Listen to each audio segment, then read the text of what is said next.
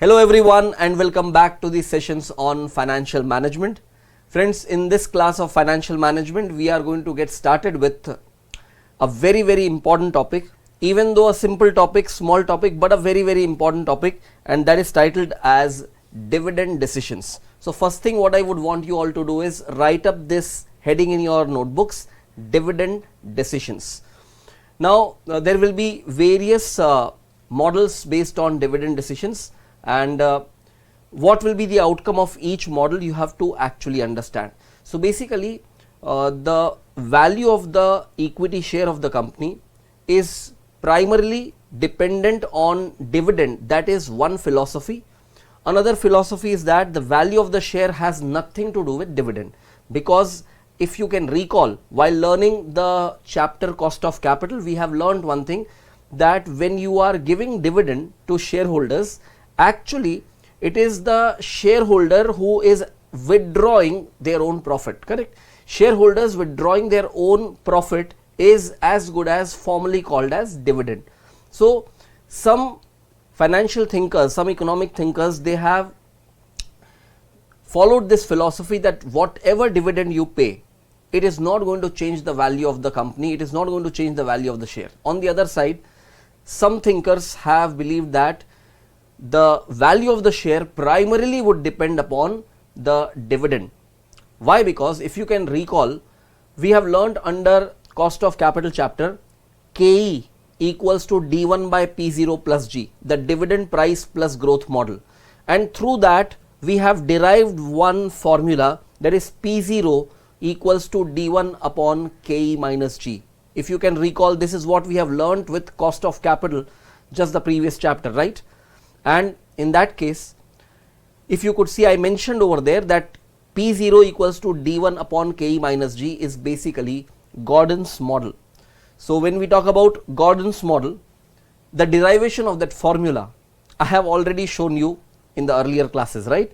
The complete derivation of that formula, Gordon's model formula. Now we are going to go a little deeper into that, and so Gordon's model formula, if you can recall, P0, that is the current price of the share, equals to D1 upon KE minus G. So that means the numerator in the right hand side, in that expression, the numerator is D1, that is expected dividend receivable by end of the year, and if that dividend changes, the P0 value will definitely change, because the calculation of P0 is dependent upon D1.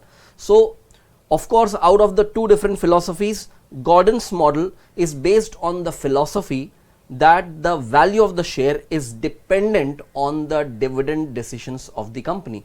So if your dividend decision goes with a high dividend payout ratio in certain cases, low dividend payout ratio in certain cases, how will it affect? How is growth dependent on your dividend decisions? All we are going to now learn in little more details.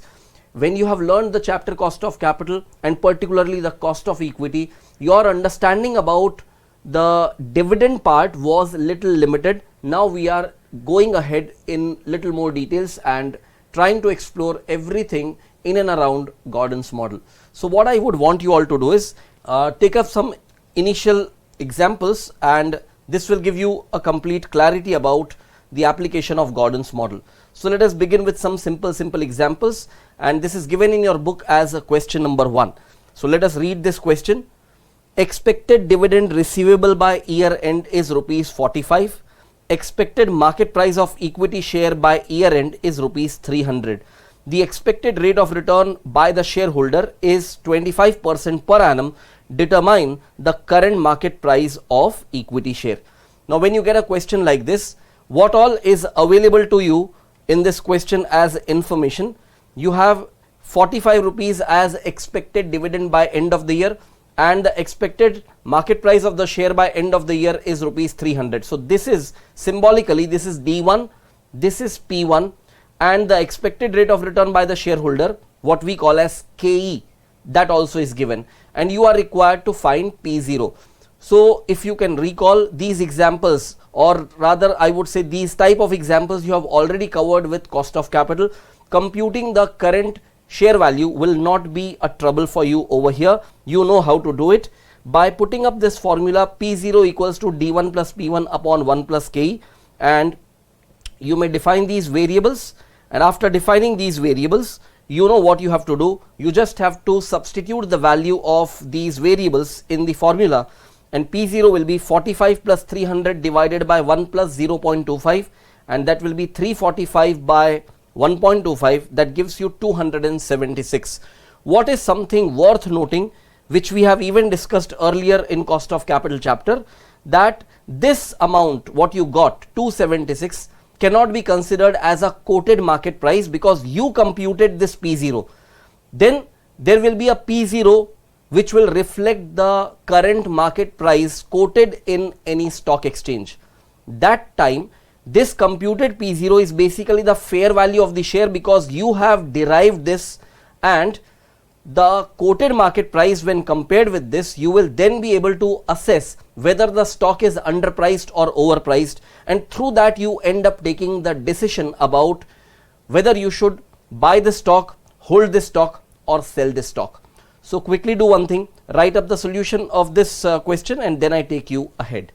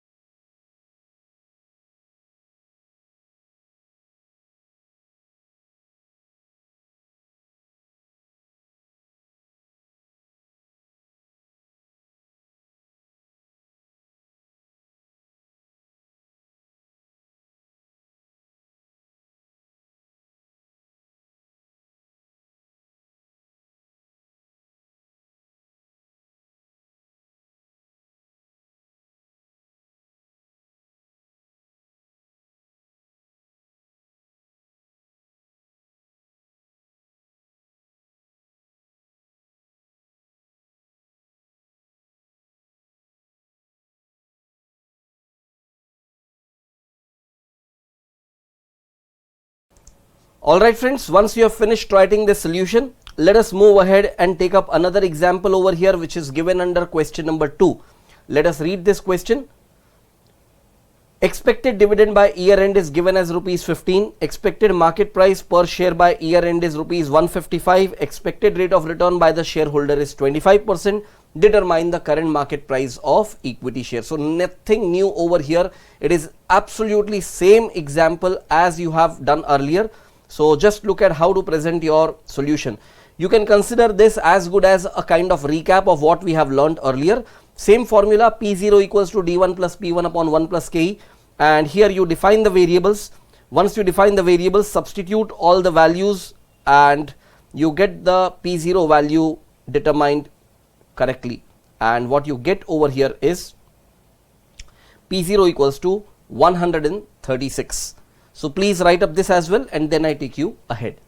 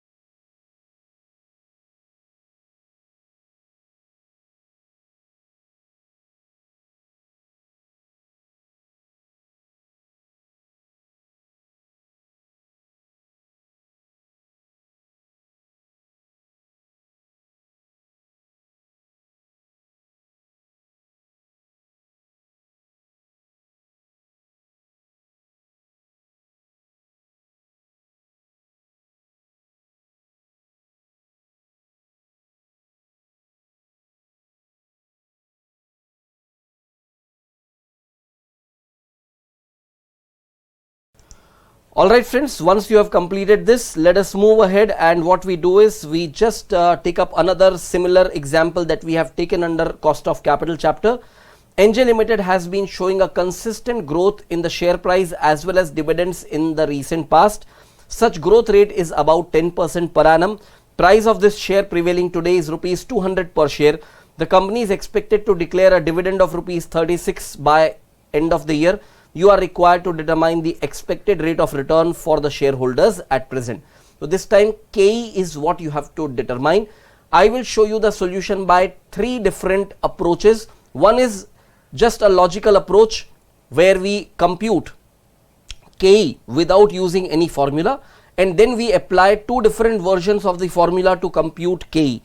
And this is again an example that you have learnt while you were dealing with cost of capital chapter. So just a quick brush up. Expected price of the share by end of the year, that is P1, that will be 10% greater than the current market price. So you have to adjust the growth to the current share price to arrive at the expected price by end of the year. That P1 will be 220. Expected dividend receivable by end of the year, it is already given in the question as rupees 36. So basically we have learned one thing, that the total expected wealth of the shareholder by end of the year will be aggregate of these two components, that is D1 and P1. So P1 is 220, D1 is 36. The aggregate wealth in hand will be 256 by end of the year.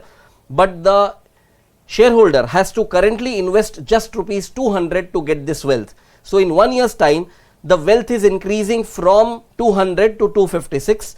So actually speaking, the return in the form of monetary value, it is rupees 56 per share. So if you are earning rupees 56 by investing 200, your rate of return is obviously 28%. I'm sure you can recall these examples we have done with cost of capital chapter. As a quick brush up, just go through this quickly and we shall then move ahead.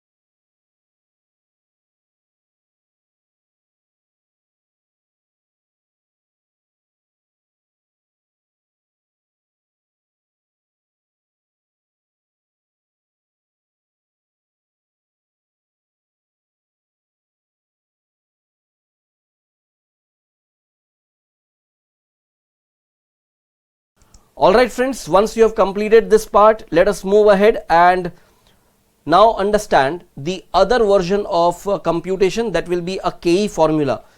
Now I'm sure you don't wonder from where this KE formula came. We have learned this already in cost of capital chapter. Continuously and constantly I'm reminding you this again and again. So we write this formula and we just identify all the variables with their values, and once we do that, we are ready to put up the values in the equation and derive the value of KE. So KE will be 36 plus 220 divided by 200, and from that whole thing you subtract 1. So that will be 256 by 200 minus 1, and that will be 1.28 minus 1, that will be 0.28 or 28%. You would be wondering that why I am rapidly going through this, because all this is already done in the earlier chapter. I am just giving you a couple of moments to recap this whole thing and then we shall move ahead.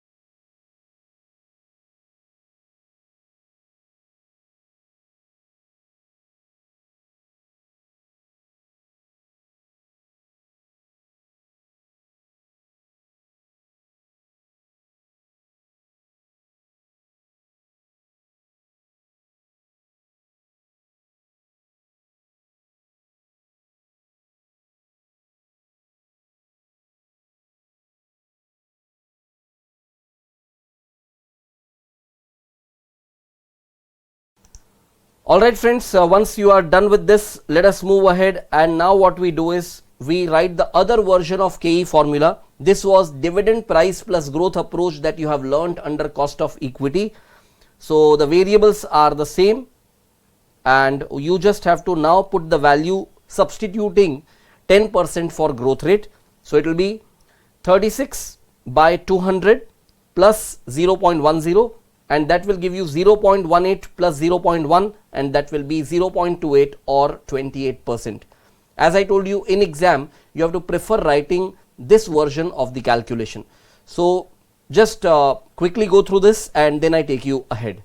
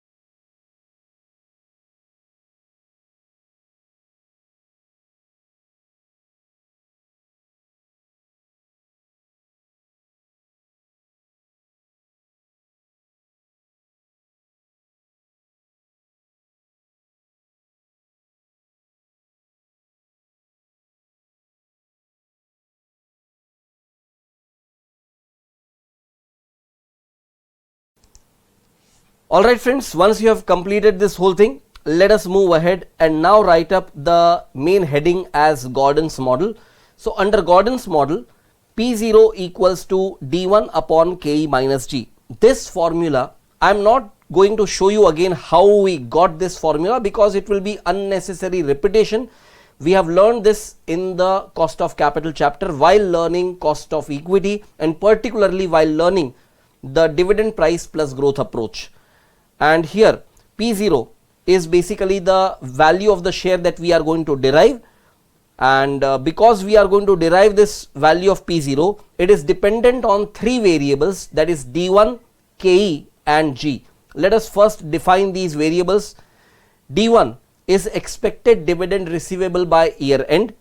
KE is equity capitalization rate, or you can also call it the expected rate of return by the equity shareholder, or you can also call it cost of equity for the company. P0 is the current market price of equity share and G stands for growth rate. So quickly write up this and then I take you ahead.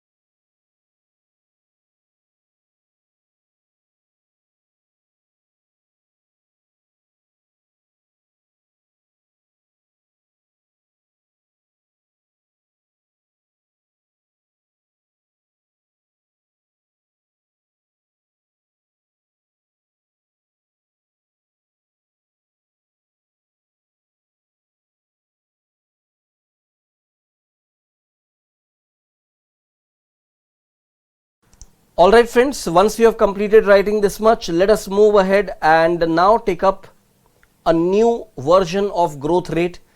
You will write this equation G equals to B into R, where G stands for growth rate, R is return on equity, or you can in short call it ROE, return on equity. B stands for retention ratio, and retention ratio, as we have earlier discussed, it is 1 minus dividend payout ratio. And when we write K equals to D1 by P0 plus G, D1 by P0 is basically going to give you dividend yield rate and G stands for growth rate. So basically, as per Gordon's model, the expected rate of return by equity shareholder is the aggregate of two components, dividend yield rate and growth rate. So please write up this whole thing and then I take you ahead.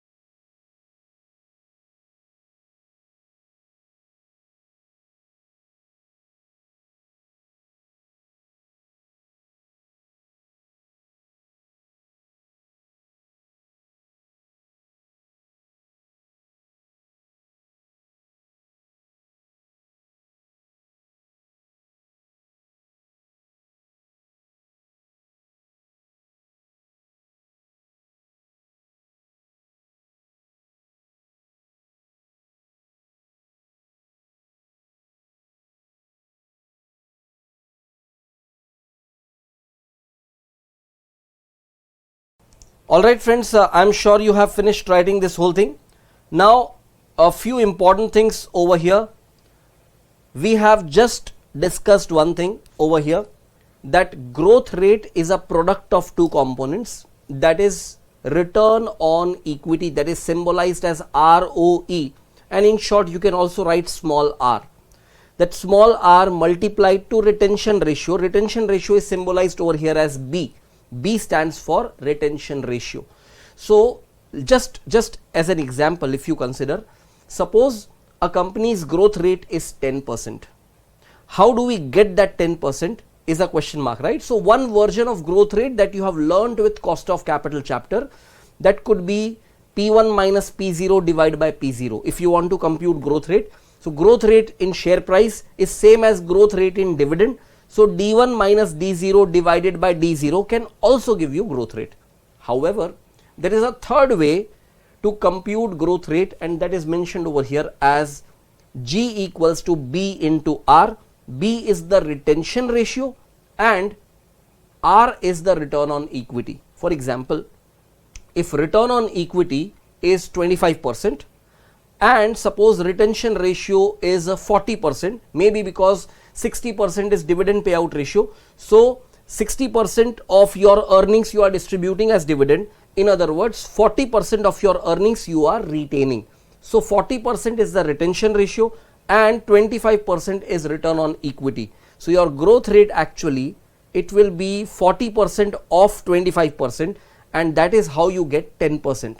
So we are going to explore this by mathematical and clear evidences that growth rate will be a product of B into R, and you will have to keep patience until we land up at that particular example that can give you this clarity by evidence. So let us do one thing right now. Let us move forward and we take the discussion ahead.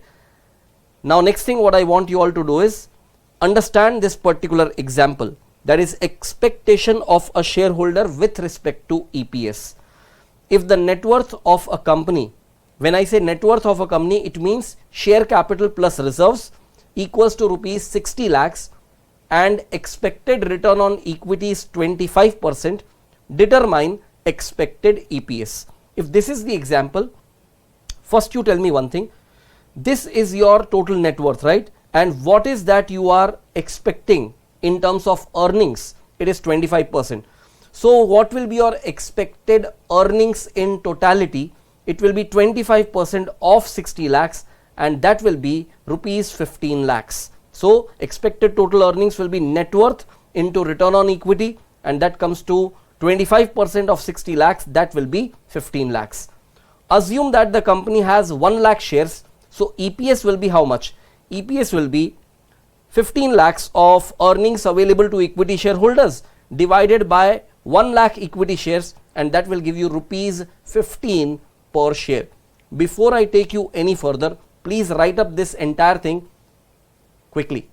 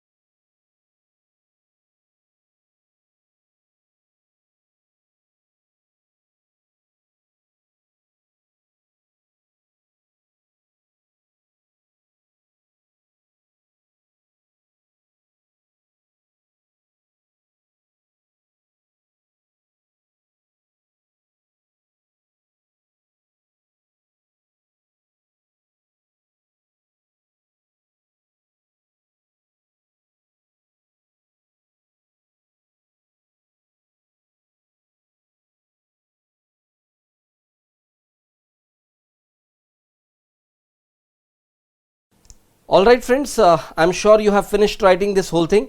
Now let me explain something in little more details over here. There are some new terms that I'll be introducing while discussing today's concepts, and I want you people to be extremely clear with these terms. That will be, when you are having this calculation of expected EPS, which is rupees 15 over here. How did we do this? We were informed that the net worth of the company, that is share capital plus reserves and surplus, that is rupees 60 lakhs, and the company has return on equity. That means the rate of return on equity shareholders funds. You remember when we started LTFD chapter, we have computed 3 ratios in the very first question of LTFD, which I have been focusing so many times in the discussion ahead. Those 3 ratios: number 1, rate of return on capital employed, what we call as ROCE. Second one was rate of return for shareholders in common, that was equity and preference taken together. And the third rate of return, which becomes a very significant point for objective of optimizing your capital structure, and that is the rate of return on equity shareholders fund. That was the third ratio, rate of return on equity shareholders funds. So return on equity actually means that same thing. Return on equity is just the shorter version of that big name, rate of return on equity shareholders funds. We simply call it as return on equity. So the return on equity is given as 25% over here in this example. So what we do is 60 lakhs of equity shareholders funds, and the return on equity is 25%. So obviously your expected EPS will be first landing up to the calculation of expected total earnings, that is expected earnings available to equity shareholders, and that will be 25% of 60 lakhs, that is 15 lakhs. Then you divide it by number of equity shares to get EPS. So that later part calculation is very clear to you already. Now I am going to do this in little different style, and what is that?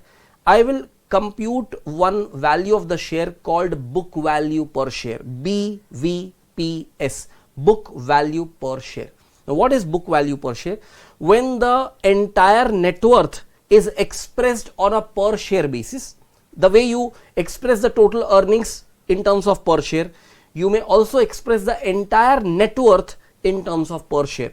So in this example, 60 lakhs is the amount of net worth for the company, and 1 lakh is given as total number of equity shares. So what will be the net worth per share logically? 60 lakhs divided by 1 lakhs, that will be the net worth per share.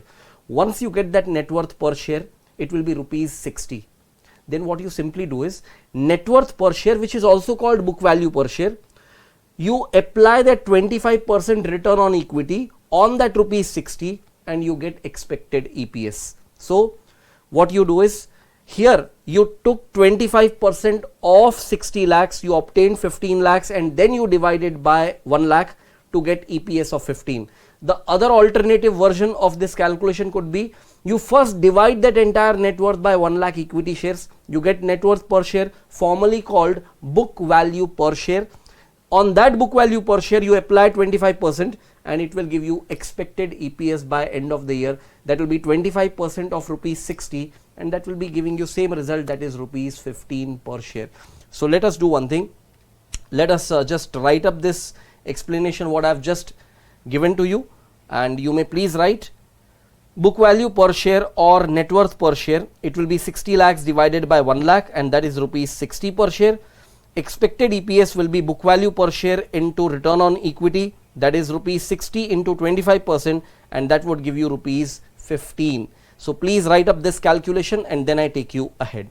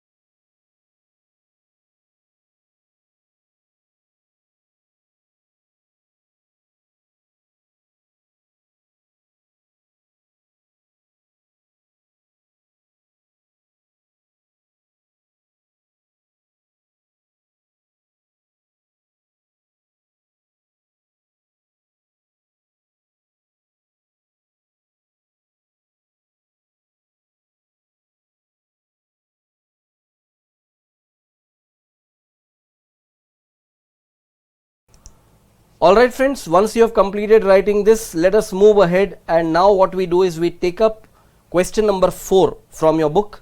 Let us read this question. A company had 1 lakh equity shares of rupees 10 each. The accumulated balance in reserves and surplus was rupees 70 lakhs. The expected rate of return on equity is 25%. The company follows a policy of retaining 40% of its earnings and distributing 60% as dividends. The same policy is expected to continue. The expected rate of return for equity shareholders is 25%. Determine the following: book value per share at present. Number 2, expected EPS by year end. Number 3, expected dividend per share by year end, that is D1. Number 4, expected growth rate, that is G. And number 5, current value of the share as per Gordon's model, that is P0. So guys, what I want you all to do is, I am not going to show you this calculation directly. I am giving you exactly 4 minutes of time. Don't have to present the solution in detail. Just quickly roughly make the calculations of these 5 components asked. 4 minutes of time given to you, and your time starts now.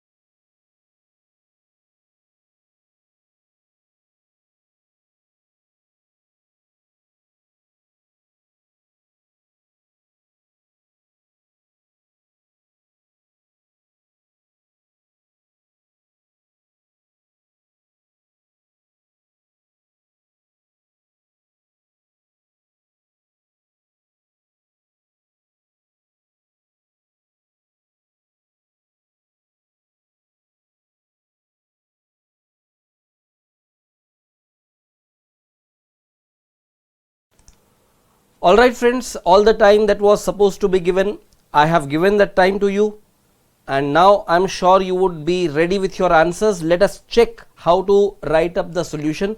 So all your calculations you have done roughly. Now time for you to properly write up the entire solution systematically. How do we do this? We begin with the equity share capital amount, that will be 10 lakhs. To this we add reserves and surplus, which is basically retained earnings, and the net worth of the company comes to 80 lakhs.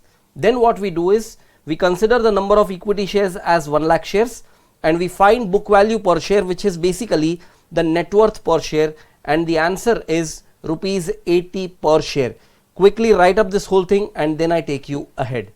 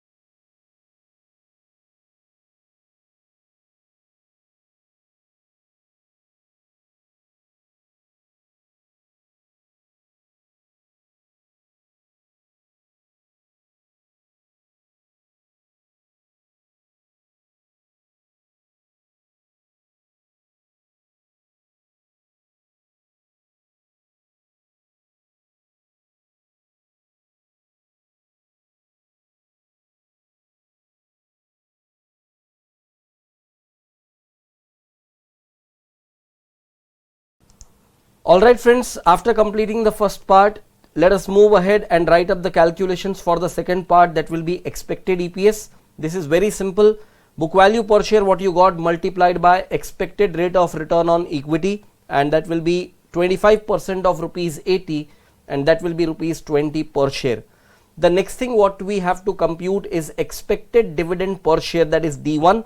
So dividend that will be paid by end of the year, that is what is expected today, will be the dividend payout ratio applied on your expected EPS. Now we already computed expected EPS as rupees 20 per share, and the dividend payout of the company is given as 60%. So your expected dividend by end of the year will be 60% of rupees 20, and that will be rupees 12 per share. Please write up these two calculations as well, and then I take you ahead.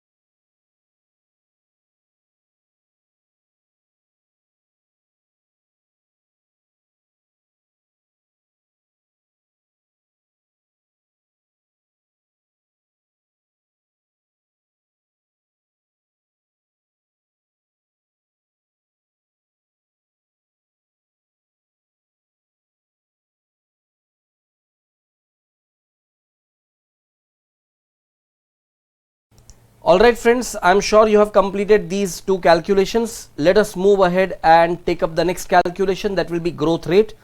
So growth rate, as you have originally learnt, it was P1 minus P0 divided by P0. The other version of the calculation that you have learnt now, that is B into R. Growth rate is a product of return on equity and retention ratio.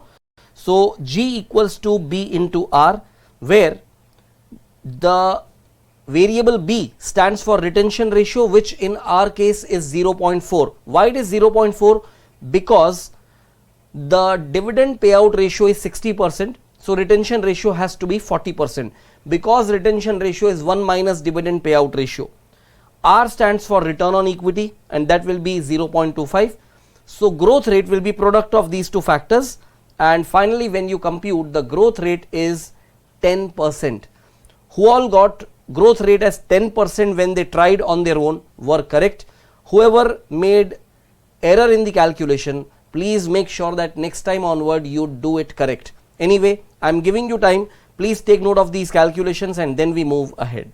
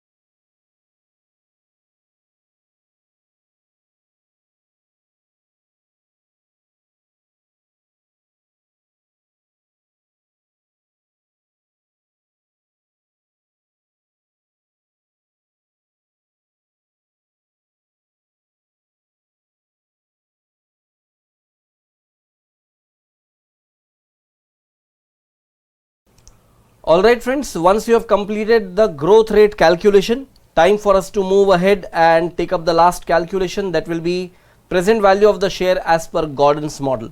So Gordon's model formula is P0 equals to D1 upon KE minus G. Now we have defined all the variables. D1 is the expected dividend receivable by end of the year. We have computed that. KE is given in the question, correct? Can you read it? KE is informed to you very clearly that the expected rate of return by the equity shareholder is 25%, and growth rate we just computed as 10%. So it will be 12 divided by 0.25 minus 0.10. So it will be 12 divided by 0.15, and that would give you rupees 80 per share. So present value of the share as per Gordon's model is rupees 80. Please write up this whole thing, and that will be end of the solution.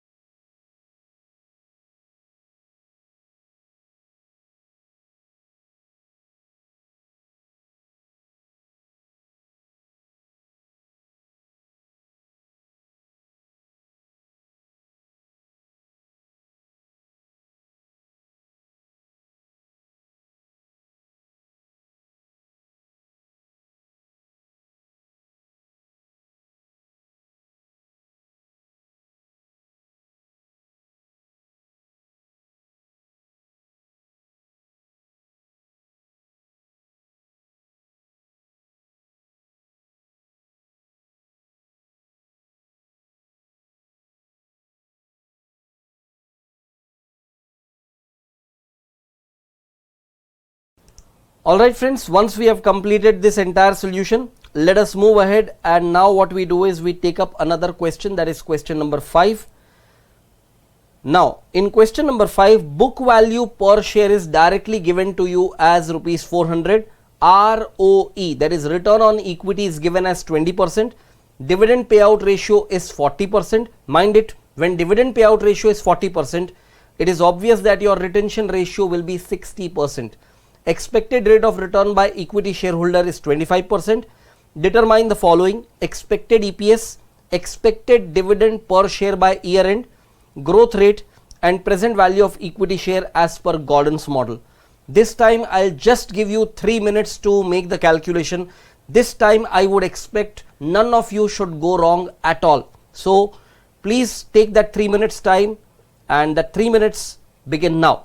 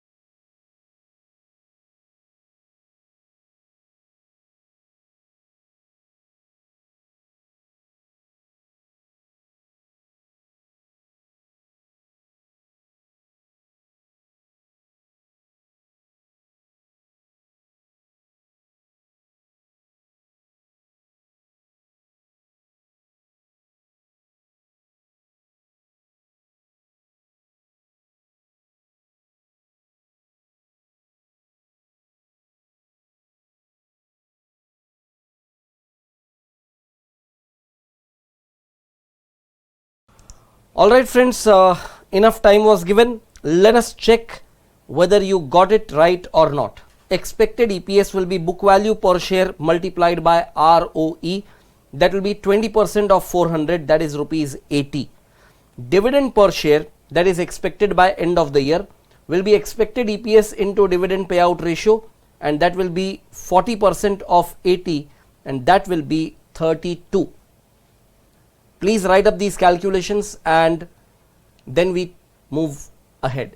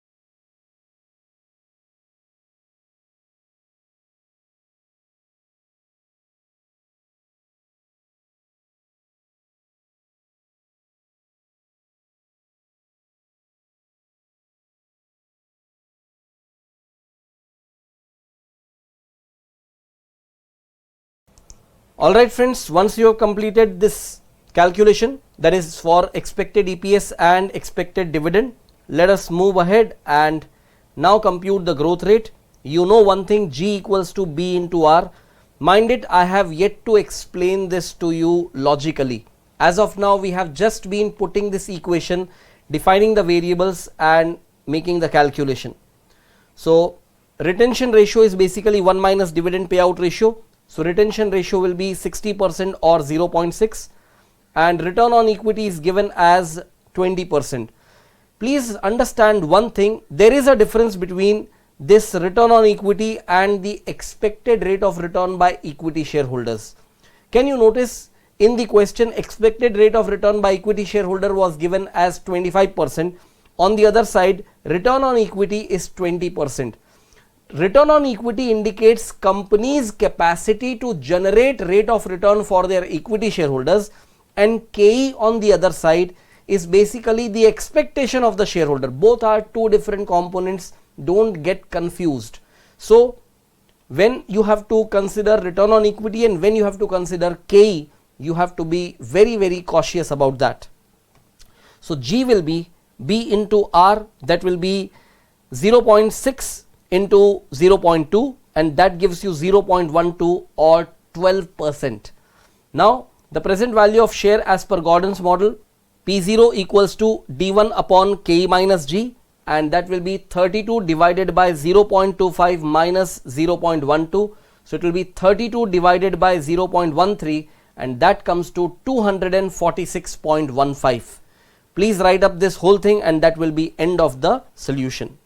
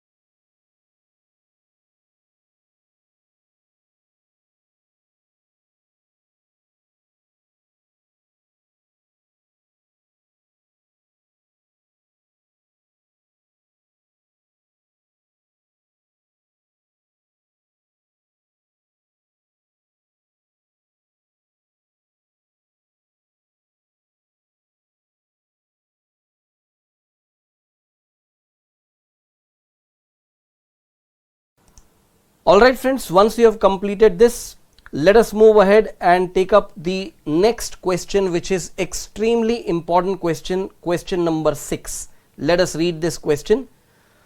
They have given book value per share rupees 1000, return on equity 25%, KE is also 25%. Some time back I explained you return on equity indicates company's capacity to generate the net rate of return for their equity shareholders, and this KE is indication of equity shareholders expected rate of return, what they are expecting from the company. Dividend payout ratio is 60%, that means retention ratio will be 40%. You are required to determine the following: expected EPS by end of year 1, expected dividend for year 1, expected value of share by end of year 1.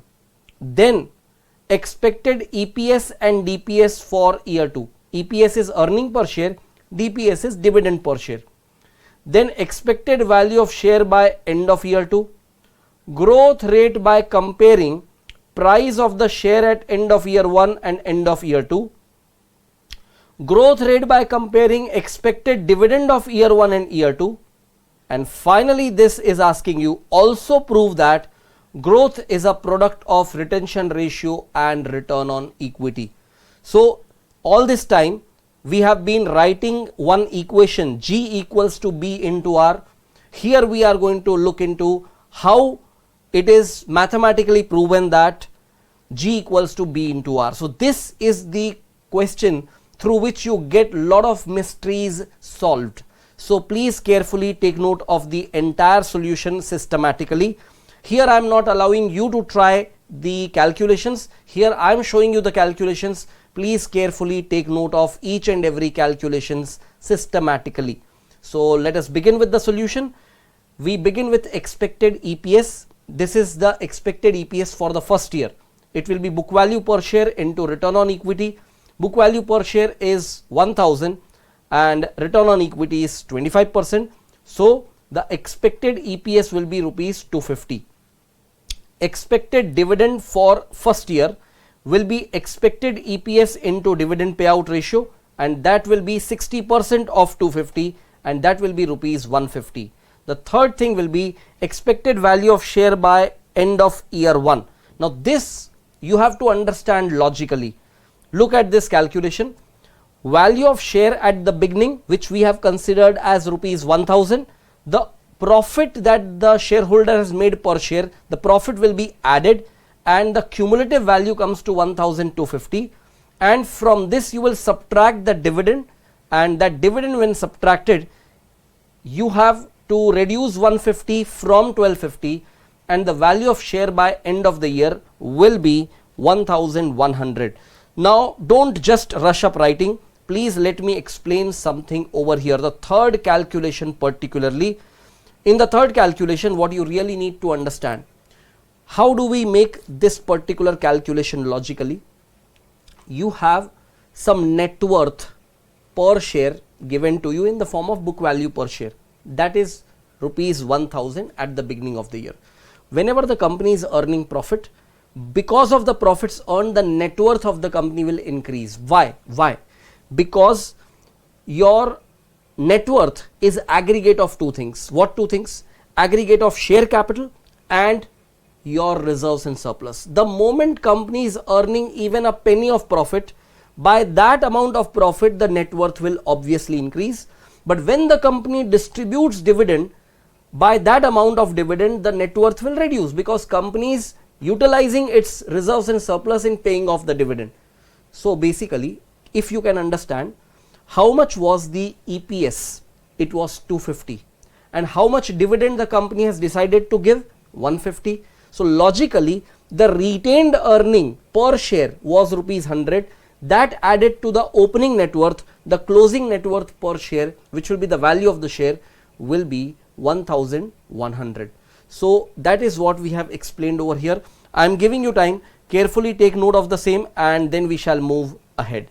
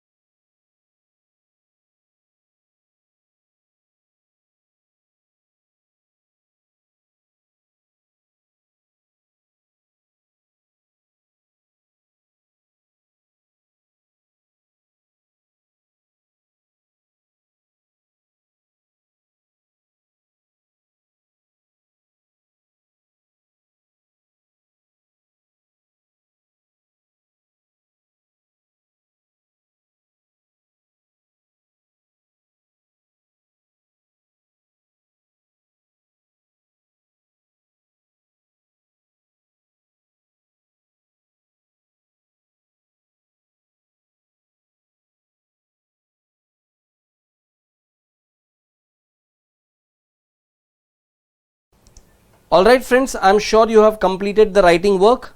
Now for little additional explanation, let me first take you back to the question. Going back to the question, here is the question. Look at one thing over here. Book value per share is given to you as 1000. Now first understand what is the meaning of book value per share.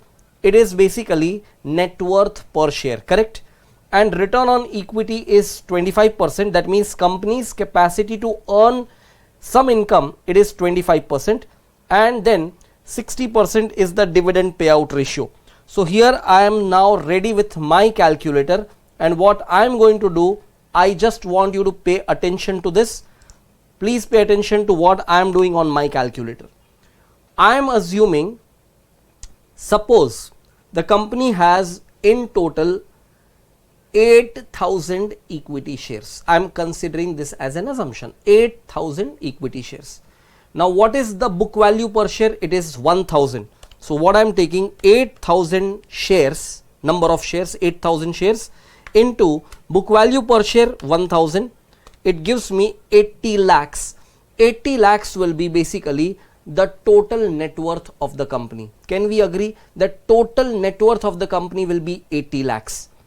You can begin with assumption of any number of shares. I have picked up a value 8,000 as number of shares. So 8,000 shares, when you are multiplying to book value per share, you will be getting the total net worth. Indirectly, if 80 lakhs is the total net worth, divided by number of shares, that will be 8,000 shares, and you get the net worth per share, which we are calling as book value per share. But we have seen the calculation of book value per share already. What I want to do is 80 lakhs in our example, 80 lakhs with the assumption of 8,000 as number of shares, 80 lakhs is the total net worth at the beginning of the year. Now let us not make calculation on a per share basis. Return on equity, that means company's capacity to generate net profit after tax available to equity shareholders, which we call as earnings available to equity shareholders. Company's capacity is to generate 25% of such earnings. This is what we call as return on equity. So 25% of this, when I add, what I get is 1 crore, because 80 lakhs plus 25% of 80 lakhs. So 25% of 80 lakhs is 20 lakhs. 80 lakhs plus 20 lakhs, the total net worth becomes 1 crore. Simple logic is, you had share capital plus reserves and surplus at the beginning of the year as 80 lakhs. New profit that you have generated during the year, that is 20 lakhs. So your total amount of share capital plus reserves and surplus by end of the year will be obviously rupees 1 crore. How much dividend did you distribute? So what we see is the dividend payout ratio is 60%.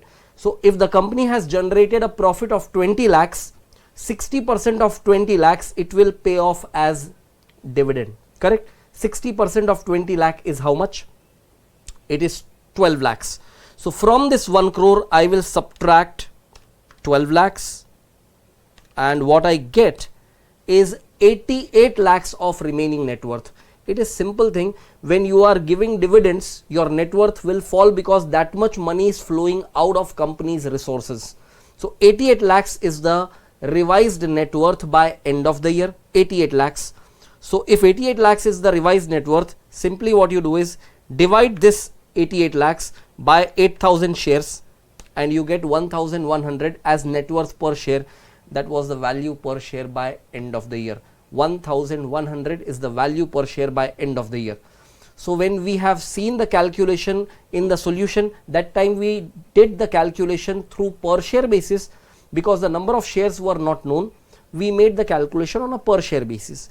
You consider 8,000 shares, you consider 2,000 shares, you consider 20,000 shares, your calculation of net worth per share by end of the year will be 1,100 necessarily. So simple point is, if it is just considered as if the company has one share, what will happen? The net worth per share at the beginning was how much? 1,000. To that you add your profit of 25% on 1,000, that is 250. So your cumulative net worth becomes 1,250. Out of that, you have distributed dividend of rupees 150 per share. So if it is just one share, means you are paying off dividend of 150, the closing net worth will be nothing other than 1100. So I'm sure you are clear with that. And what we do now is, if I take you back to what we have seen over here, all these calculations, we have done all these calculations, right? So I just want you to pay attention to this whole thing and make sure that there is no confusion ever that arises. So what we learnt over here as expected value of share by end of year 1, it was basically value of share at the beginning, which we have considered as rupees 1000. Then we have taken the profit during the year, what we have earned has been added to this, that becomes 1250 as the cumulative net worth per share. From this we are subtracting the amount of dividend by end of the year, that is 150. So by end of the year, your net worth per share or book value per share would obviously be rupees 1100. All this is already written, just make sure that you are clear with this and then we proceed ahead. Alright friends, time for us to move ahead and let us go for the fourth calculation, that will be expected EPS for year 2. Now what has happened, company's capacity to generate return on equity, you have to now apply that 25%, not on 1000 rupees but on 1100. That would give you expected EPS for year 2 as 275. Expected dividend per share for year 2 will be 60% of 275, that will be rupees 165. Expected value of share by end of year 2, if you want to calculate, same idea, same process, same philosophy. Value of each share at beginning of second year, it is 1100. This is basically nothing but the value of the share by end of first year. So value of the share by end of first year will be same as value of the share at beginning of second year. To this you add your profit per share, that is 275. The cumulative value comes to 1375. From that you subtract the dividend that you have paid by end of second year, and what you get is the value of share by end of year 2, that is 1210. Please write up all these calculations and then I take you ahead.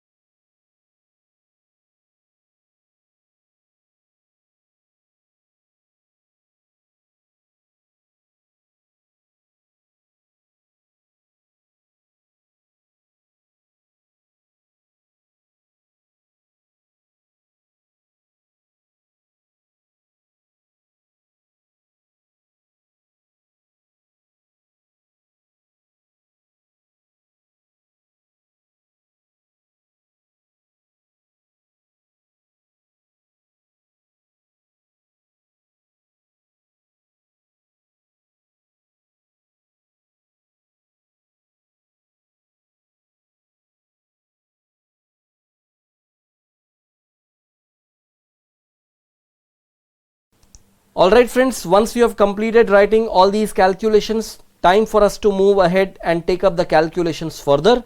Now we compute the growth rate. So G is P1 minus P0 divided by P0. Look at one thing, the price of the share, the value of the share by end of first year was 1100 and by end of second year it was 1210. So I am considering the comparison between year 2 and year 1. So year 2 value I am considering as P1 and year 1 value I am considering as P0. So it is 1210 minus 1100 divided by 1100. It will obviously give us 0.1 or 10%.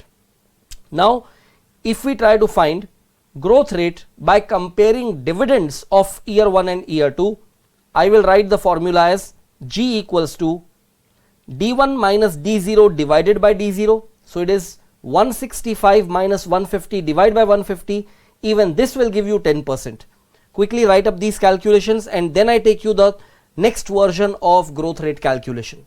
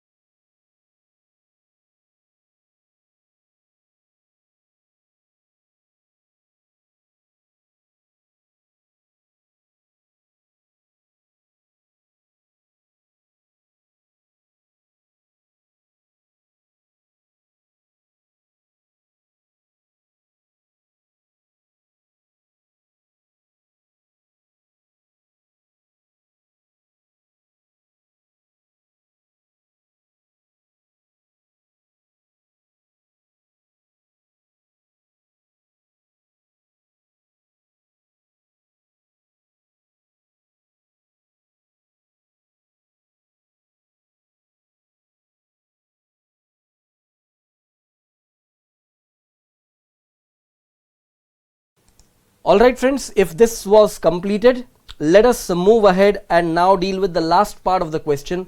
According to Gordon's model, growth rate is a product of retention ratio and return on equity. G equals to B into R. So if this goes correct, growth rate has to be 10% even by applying B into R. Now B is the retention ratio, that is 1 minus dividend payout ratio. So B will be 1 minus 0.6 because 0.6 or 60% was given as dividend payout ratio. So retention ratio will be 0.4. Now return on equity, that is R, is 0.25. It is given already, correct? And the growth rate will be product of return on equity and retention ratio. So G will be 0.4 into 0.25 and that will give you 0.10 or 10%. So we are proving that G equals to B into R will give you same result of growth rate which otherwise you have obtained earlier. Please write up this whole thing and that will be end of this solution.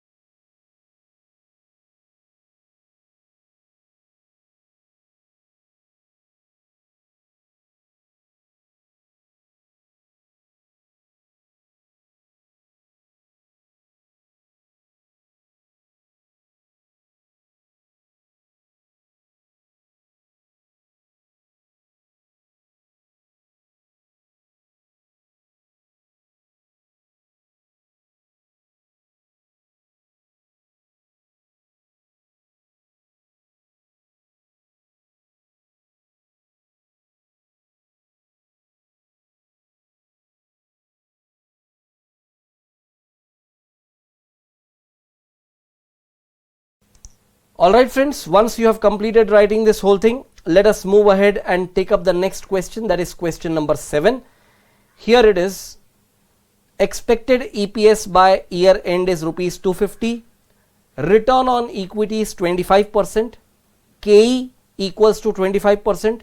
Using Gordon's model, determine the present value of the share if the dividend payout ratio is case 1 40%, case 2 60%, case 3 80%. I am not going to solve it directly for you. You have to put your effort first. I'll give you exactly 3 minutes to crack the calculations. You don't have to bother about writing the entire solution on your own. Just roughly make the calculation, keep it ready. Before I display the solution on screen, you should be ready with your answers. So 3 minutes starting now.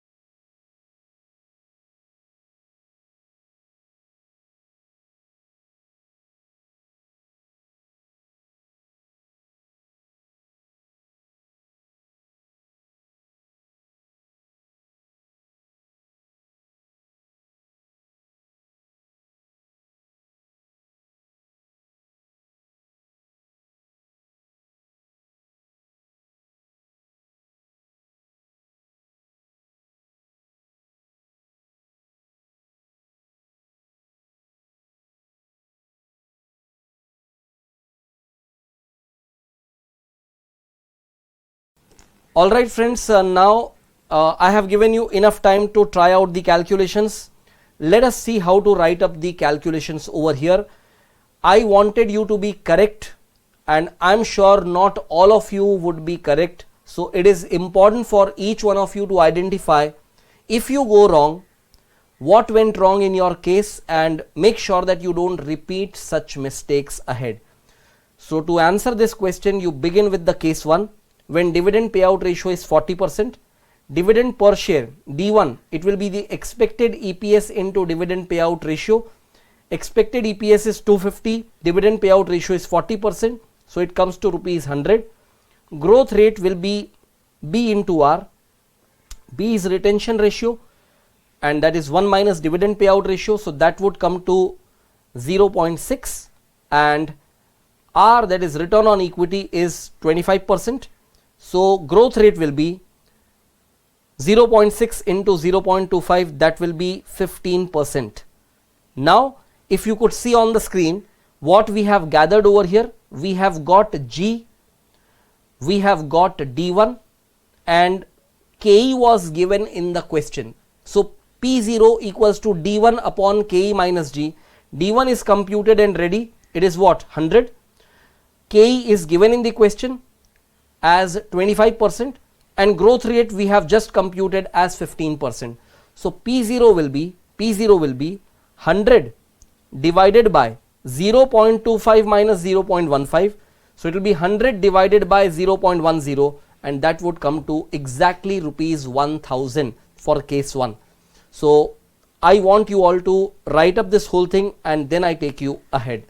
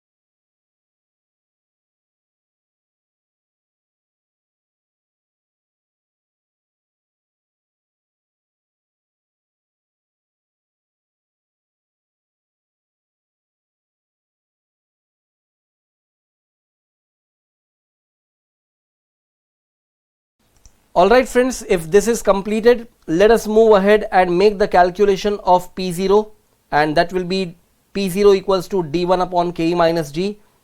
Define the variables, and the present value of share as per Gordon's model will be 100 by 0.25 minus 0.15, that will be giving you finally rupees 1000. That is the end of case 1. Please write it up quickly. In the same pattern, we will be presenting the answers for case 2 and case 3 as well.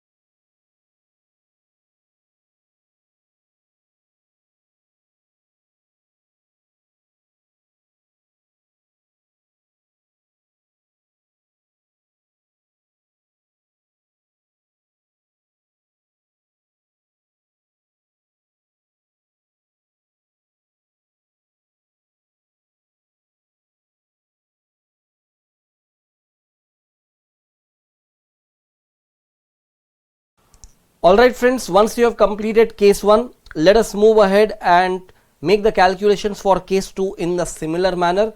I don't have to explain this again, it is just to be done exactly in the same way. You just have to observe one thing, that the change in the calculation over here is because of the change in dividend payout ratio. Other things remaining same, just the dividend payout ratio has changed. So obviously its impact will be the retention ratio will also change, and the retention ratio now gets 40%, and return on equity remaining same. Your growth rate will again change. Your growth rate over here will be 10%.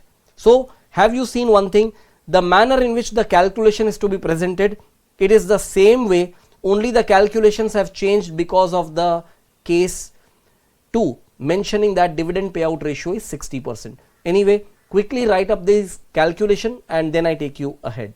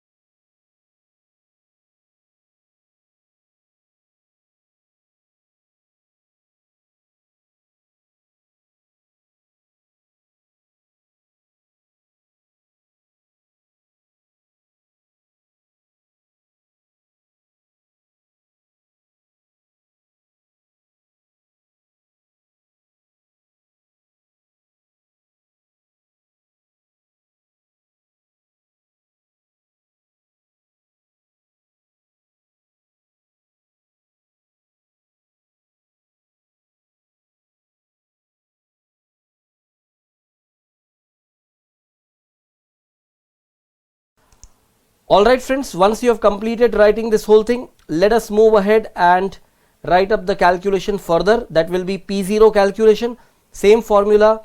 You don't have to define the variables again and again, but just because of the change of the dividend payout ratio, the values that have got altered will be substituted. So the calculation this time will be 150 divided by 0.15, and that again comes to rupees 1000. So please write up this as well and then I take you ahead.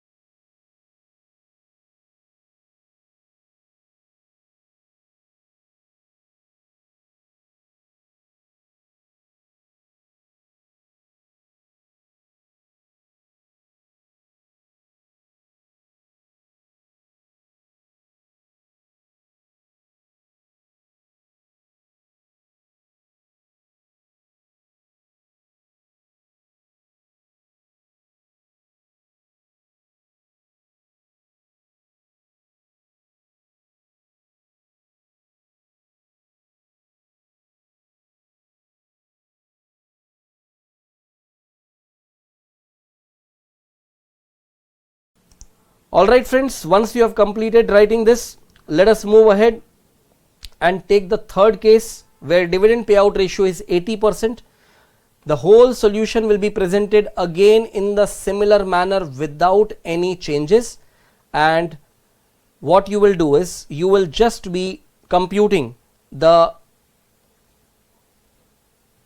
return on equity remaining same, growth rate what you compute over here, it will be 5% only, just 5%, and this growth rate is getting so low because you have gone for a high dividend payout ratio. The more of dividend you pay, the less of growth you will have. So quickly write up this calculation and then I take you ahead.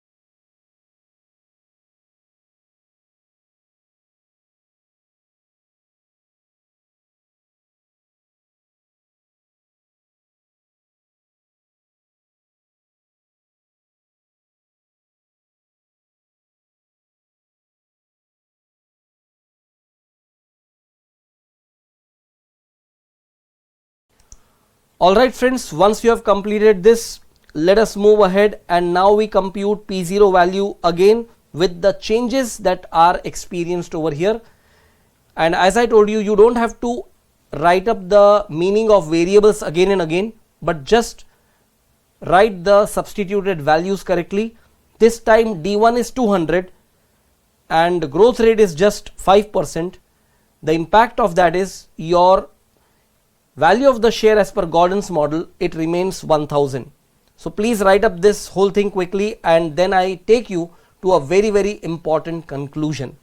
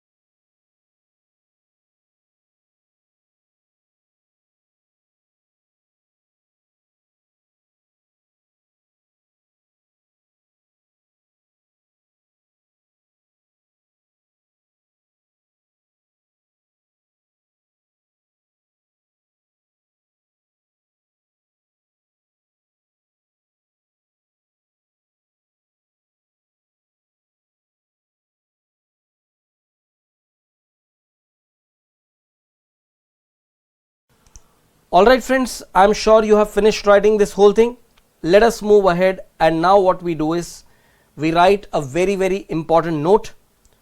When the return on equity is same as expected rate of return by equity shareholders, that is when that small r is equal to k, the present value of equity share will be same irrespective of any dividend payout ratio. In other words, the dividend policy of the company cannot affect the value of share when r equals to k. This is a very important conclusion which I want you people to write down, and then we put an end to this solution.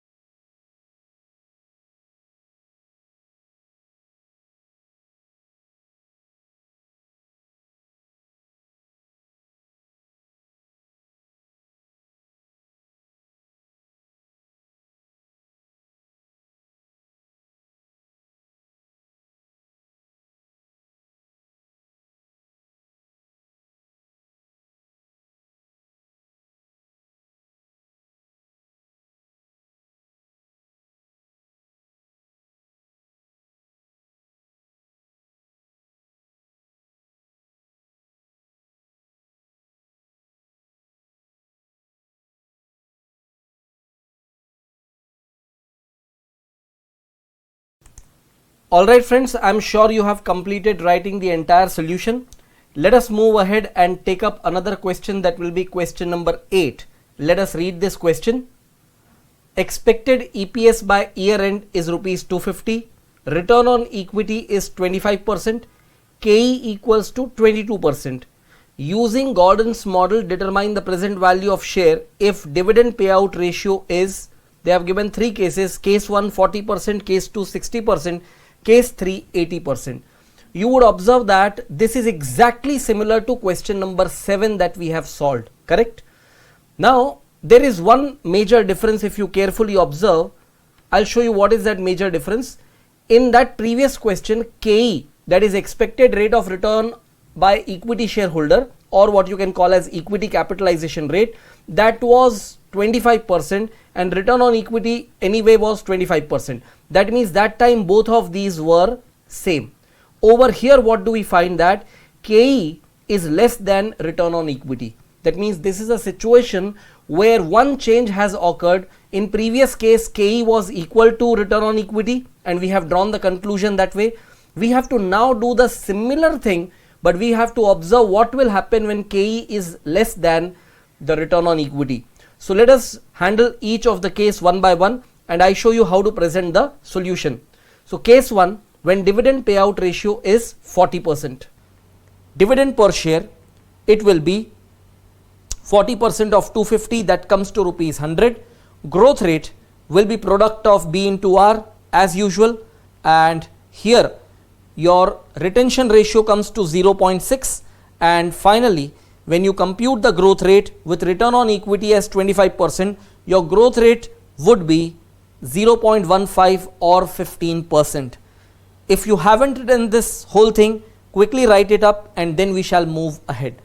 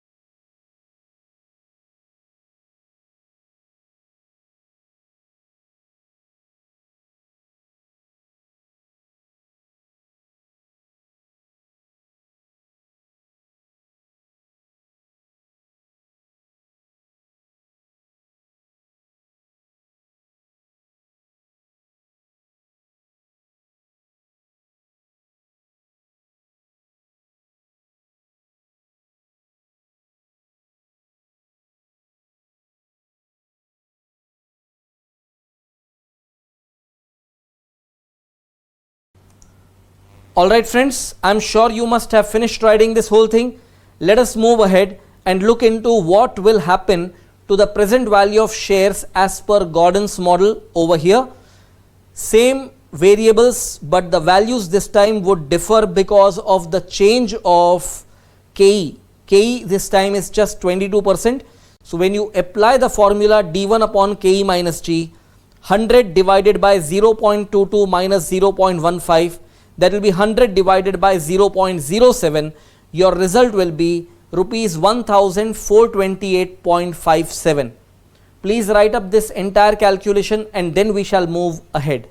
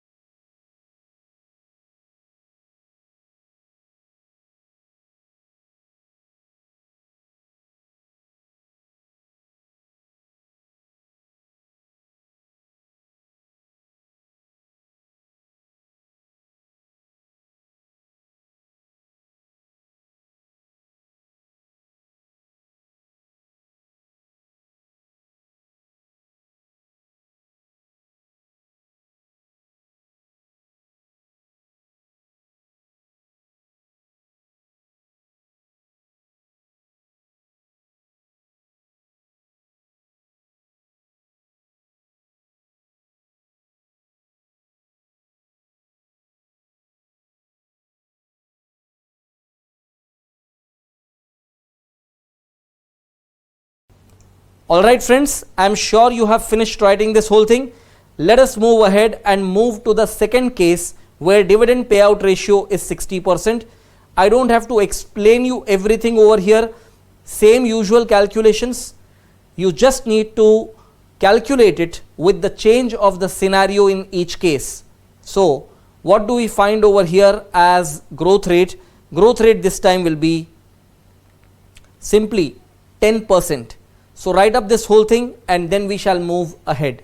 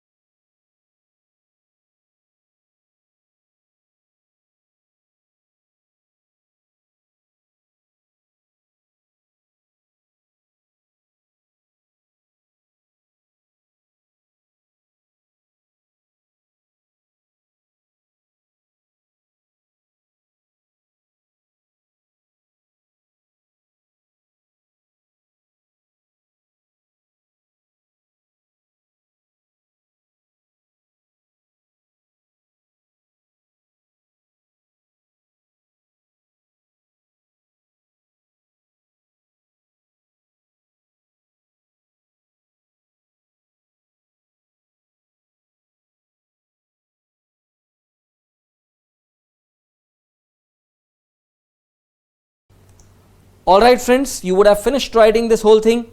Let us move ahead and look into the value of the share as per Gordon's model, that is the present value of the share or P0, and same variables, and every time with the change of case the dividend and growth rate will change, and the most important thing over here is the present value of share, whether it remains same or changes. And what do we observe? When the dividend payout ratio has changed, the value of share has also undergone a change. So quickly take note of this and then we shall move ahead.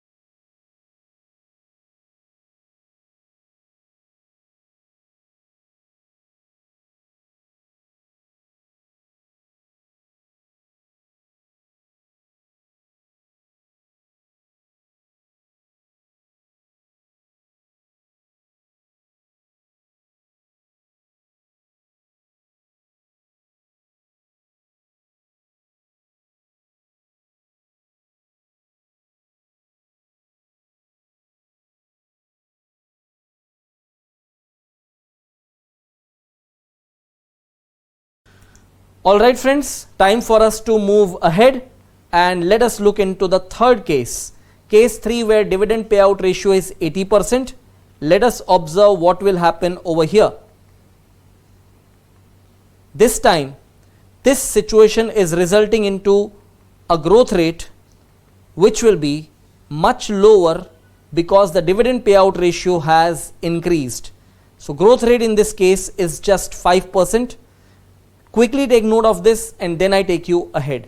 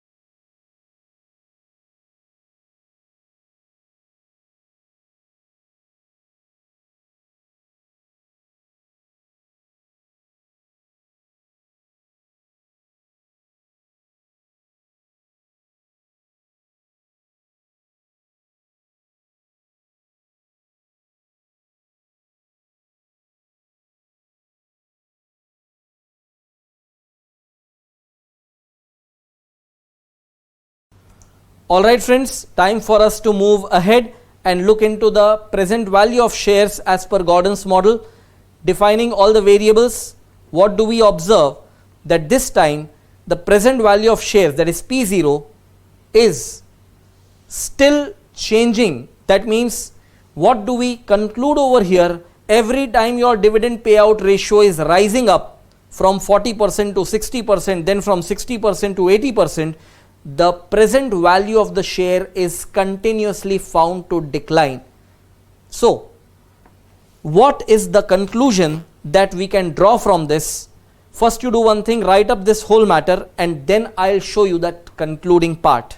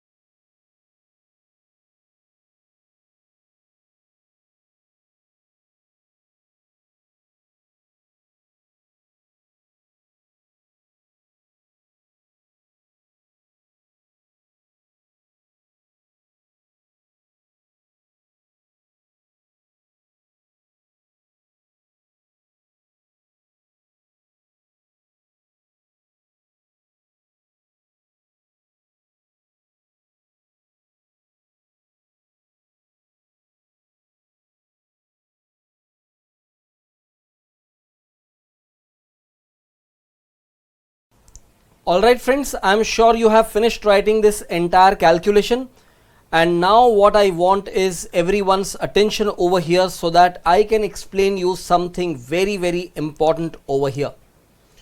Do you notice what is happening over here? Here, the higher the dividend payout ratio, the lower is the value of share, and the lower the dividend payout ratio, the higher is the value of the share. That means the value of share is directly dependent on the dividend payout ratio. Directly dependent as in, I am not saying that it is directly related, I am saying directly dependent. So the relationship over here is getting inverse. That means higher the dividend payout ratio, lower is the value of the share, lower the dividend payout ratio, higher is the value of the share. I want you to understand why is this happening. Why is this happening? If you carefully observe, the higher the dividend payout ratio means the more money you are distributing by way of dividend, and lesser amount you are maintaining as your retained earnings. So what is happening? This is a scenario where R was greater than KE, correct? R is 25% and KE is 22%.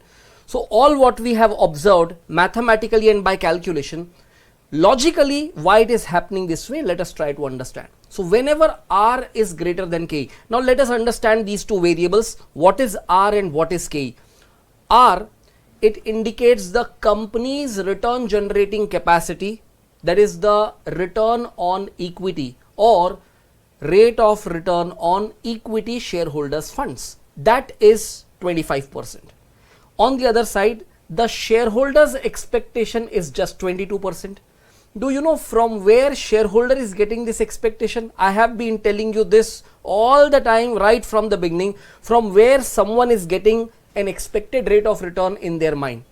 Right from the point when we started learning IRR and MIRR in capital budgeting chapter. So a shareholder over here is having expectation of 22%. Why? Maybe shareholder being an investor is having reinvestment opportunities at 22%. So if I am giving dividend to the shareholder, the shareholder being an investor will reinvest this money at 22%. That is why shareholders' expected rate of return is just 22%. However, if I retain that money as retained earnings and do not provide that as dividend to equity shareholders, shareholder is aware of one thing, that company's capacity to generate return is 25%. So imagine whatever company is earning, it is for the shareholder, right? So if you are shareholder, I am the company, correct? You are shareholder, I am the company. What will happen? You know that when you receive money in your hand, you will be capable of generating 22% income on that. And you know, when the company is retaining that money, company can generate 25% return on that, right? As a result, company is capable of generating a rate of return higher than what is the capability of shareholder as an individual. So shareholder will be better off that yes, company, you keep as much money as you want to retain. You give us just little bit of dividend, that is all okay. So lower the dividend payout ratio, higher is the value of the company, because company is able to make better use of that money as compared to the shareholder. However, one precaution you need to keep, lowering and lowering your dividend payout ratio. Don't make it as low as a 0, because if dividend is 0, do you know P0 value is based on D1 upon KE minus G. If P0 will be higher and higher if you are reducing the amount of dividend, but you make the dividend 0, what will happen? The price of the share will also become 0, because price is completely dependent on dividend that you pay. So make sure that here some dividend has to be given. In other words, Gordon's model will not work when you don't pay dividend at all.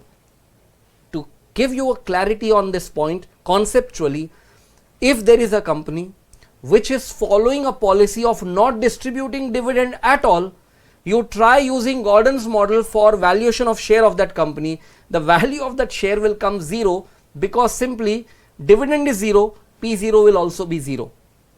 Therefore, concluding point is, Gordon's model is applicable first of all only and only on companies which distribute dividend.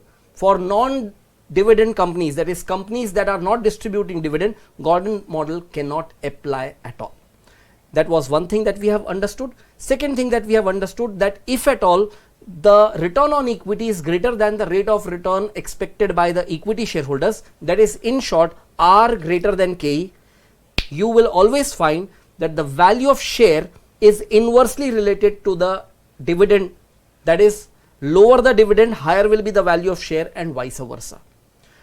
What I want you to do is, I'll give you this note over here. I want you to carefully take note of the same, and then when we proceed with the concepts and calculations ahead, keeping this in mind, you will be having a better understanding always. So let us write up that note over here as an important note. So based on what we have just discussed, please write under the heading, as per Gordon's model, when return on equity is greater than expected rate of return by equity shareholders, that is when R greater than KE, the higher the dividend payout ratio, the lower will be the value of shares. Therefore, when R is greater than KE, in order to maximize the value of the share, the dividend payout ratio should be kept at minimum level. However, it shouldn't be as low as 0, because if dividend payout ratio is 0, D1 will be 0 and the resulting P0 will also be 0. Gordon's model cannot be applied for companies that do not distribute dividends. So please write up this whole thing and then I take you ahead.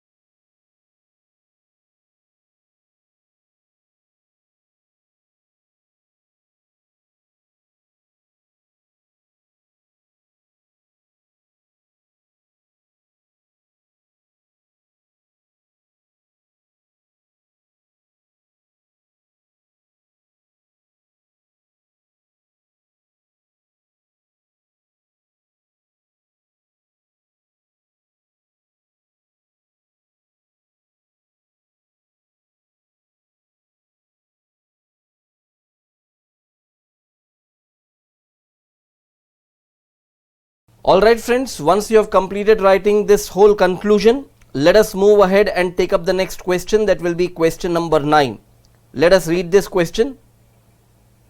Now over here you will find this question again similar to the questions that we have solved earlier. Do you see expected EPS is same rupees 250, return on equity is 25%, and same three cases, but look at one change over here. KE over here is 30%. That means shareholders expectation is 30% and company's return generating capacity is 25%. When this is the situation, what is needed? Let us try to understand the whole calculation first of all. First we do the calculation and then we draw the conclusions, which are very, very important conclusions from this Gordon's model application. So let us begin with the calculation. The first case being the case when dividend payout ratio is 40%. Let us see what would happen.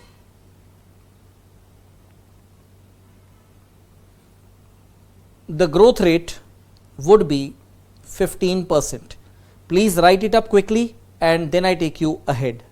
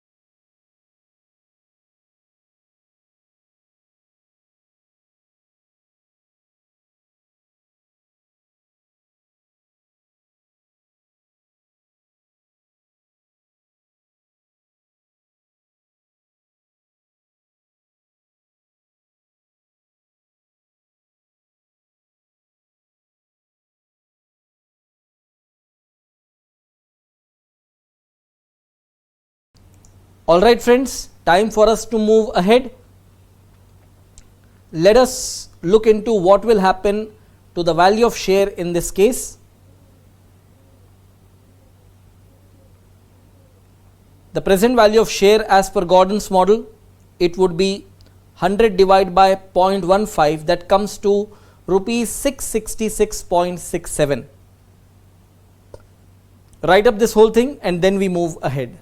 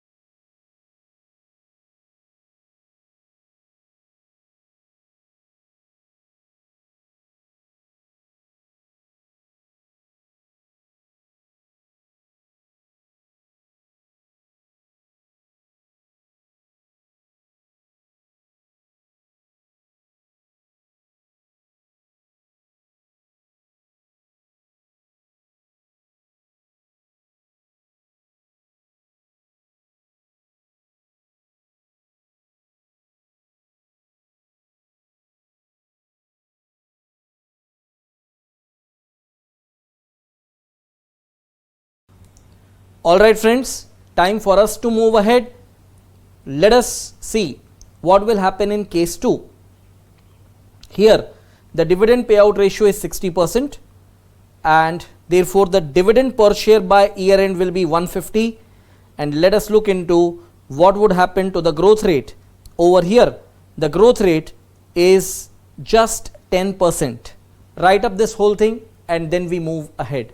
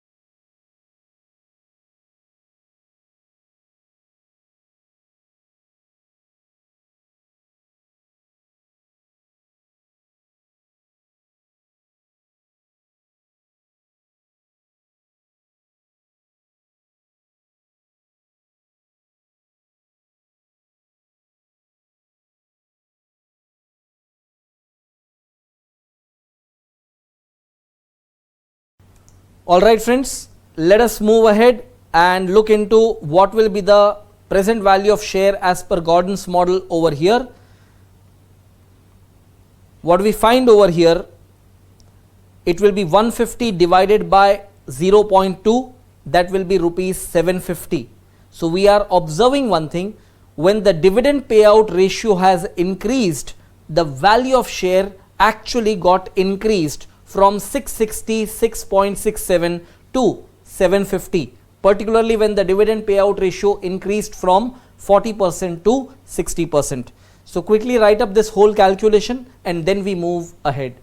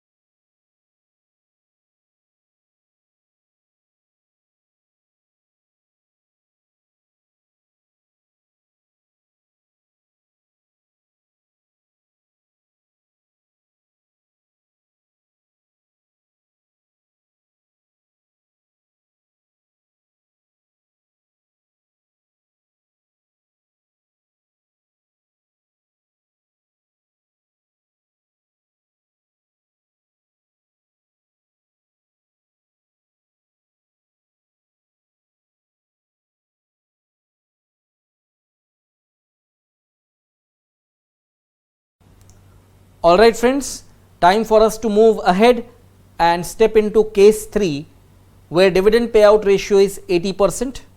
Let us observe what happens over here.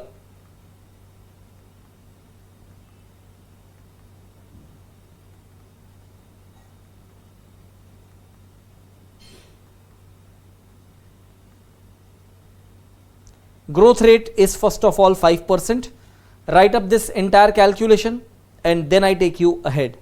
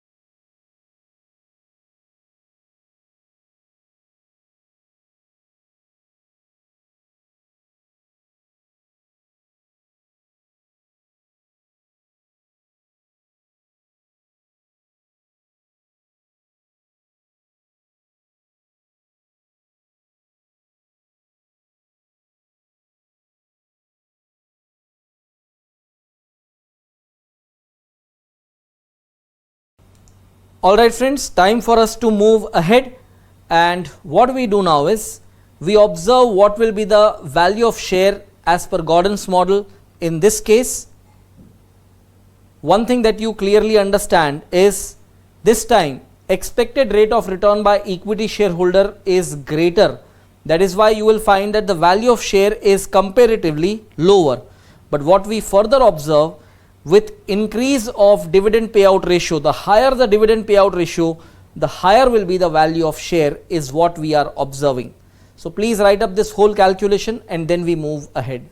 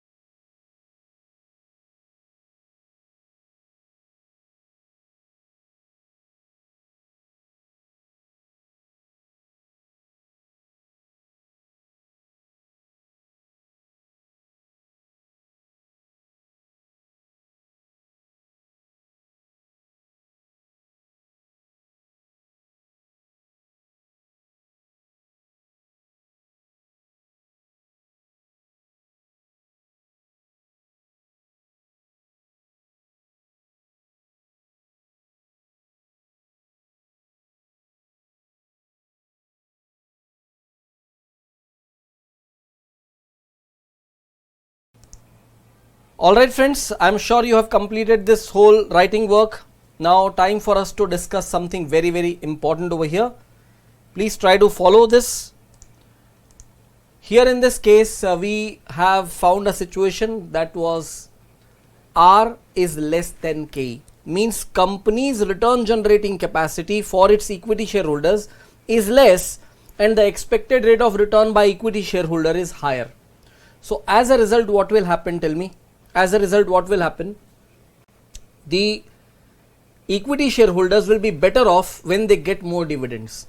That means here KE was given as 30%. It indicates that the shareholders have reinvestment capacity at 30%, but company is able to produce returns only 25%. So when company is generating earnings, shareholder would be better off when that dividend is given to them so that they can reinvest the money at a higher rate. Company will be able to reinvest it at a lower rate. So in a scenario where R is less than KE, as per Gordon's model, the higher the dividend payout ratio, the higher will be the value of share. Lower the dividend payout ratio, lower will be the value of the share. So I'm sure you are clear with this point. Let me give you the same thing by way of a very clear note over here. So please write this note. So based on what we have just discussed, please write under the heading, as per Gordon's model, when return on equity is lower than expected rate of return by equity shareholders, that is when R less than KE, the higher the dividend payout ratio, the higher will be the value of the share. Therefore, when R less than KE, in order to maximize the value of the share, the dividend payout ratio should be kept at maximum level. However, don't go for even 100% dividend payout ratio, correct? So you should write one more point over here. However, it shouldn't be as high as 100%. What shouldn't be as high as 100%? Dividend payout ratio shouldn't be as high as 100%, because if dividend payout ratio is 100%, the retention ratio will be 0 and hence growth rate will also be 0. So then it will become a scenario of zero growth. So for growth not to become 0, dividend cannot go to 100%. That means both the extreme ends, that dividend payout ratio should not be 0 and dividend payout ratio should not be even 100%. That is the feature of Gordon's model. So please write up this concluding point and then I take you ahead.